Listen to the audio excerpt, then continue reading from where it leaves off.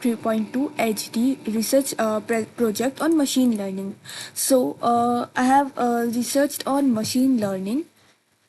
In that, I will be explaining how machine learning is changing databases nowadays, and I will explain you what were the problems and what were the opportunities we got to improve that.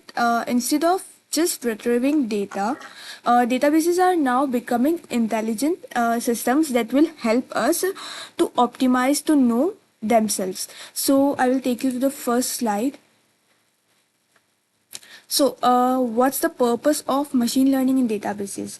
So, in the past, we got some problems which were related to database. So, database relied on things like B-trees, fixed indexing, hand tuning, and old DBMS. So, that the older methods were working, but not as limited, but it was working limited, not as good as we wanted. So when we got a huge kind of data, so we were not able to use this methods to work on it. So uh, we have found some new opportunities for it. So machine learning gave us that. So it gave us the opportunities like flexibility, automation, smarter queries, and machine learning enhanced DBMS. So like instead of DBA actually tuning queries, so the database learns and optimize itself. So that's where the machine learning make a big change in it. So now there are two key which were machine learning for database and database to machine learning. So for machine learning to database, machine learning helps us to improve database internally with the help of indexes, query optimization, and tuning. And for database to machine learning, the database itself offers the machine learning tools so we can train our models right inside the SQL method. So here database for MLL, the database will give tools to the database itself gives tools to machine learning, and that tools we will add into SQL, so it will help us to improve itself. So now for machine learning for database, there are some examples which are given here, which are learn index, cardinality estimation, and auto tuning. So learn indexes were helping us to give. So it helped us to give a storage where the data lives. So instead of storing all the big datas from like we stored in B3s, so it will help us to give us data that lives in itself.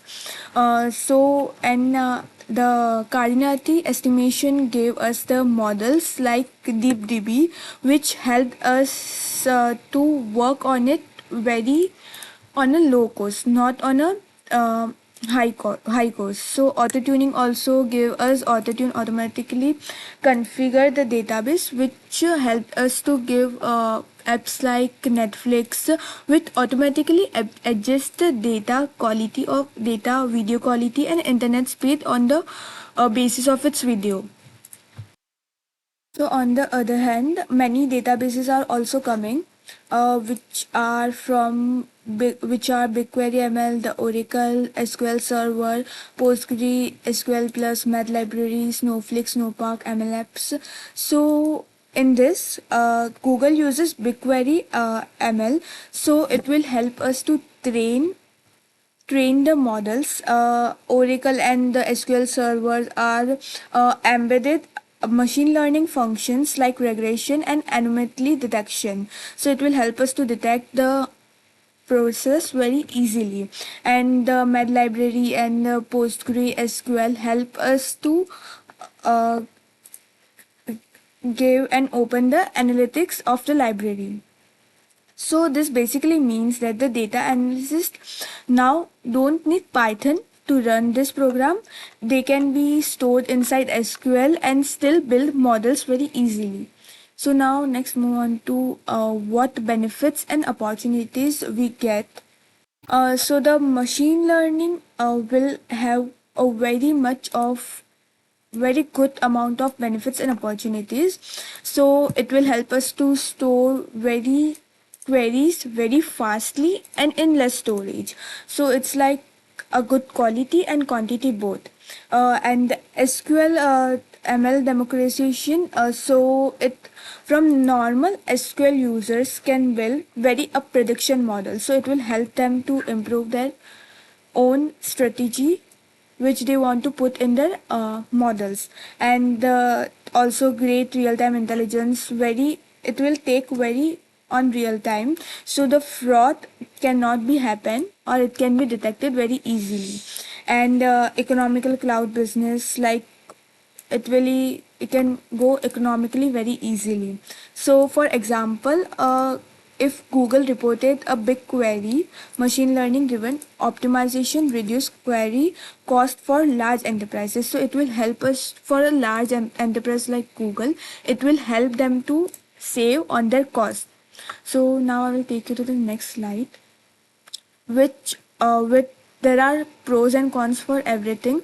So for this, they got some challenges and limitations, but like data drift models needs retraining, so it needs to be retrained very precisely, so the data is not being leaked. Interpretability, black box model raise compliance questions, especially in banking. So it may occur some issues in banking itself for this.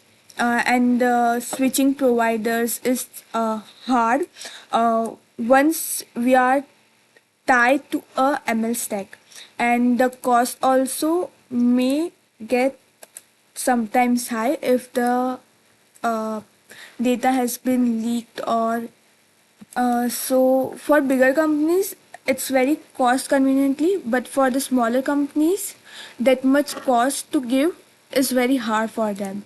And now I will take you some real world examples, like I have taken Netflix and Google over here. So Netflix uses ML to machine learning to predict workloads, so their database scale without lag. So the data that Netflix has will work properly without getting it lag.